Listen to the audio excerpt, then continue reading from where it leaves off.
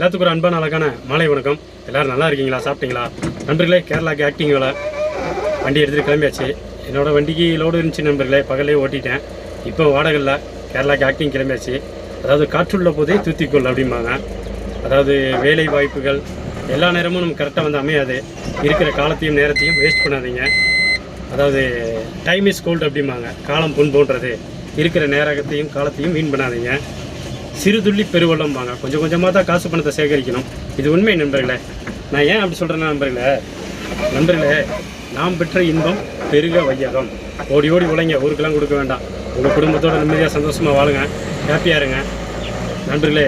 கண்டிப்பாக ஆணுக்கும் பெண்ணுக்கும் உழைப்புங்கிறது கண்டிப்பாக வேணும். உழைச்சிக்கிட்டே இருங்க, காலம் பதில் சொல்லும். ஓகே, நான் கோயம்புத்தூர் டு கொச்சின் கேரளாவோட காய்கறிகளோட இப்போ கிளம்பி போயிட்டுருக்கிறேன். வாழ்க வளமுடன், வாழ்த்துக்கள். மீண்டும் சந்திப்போம்.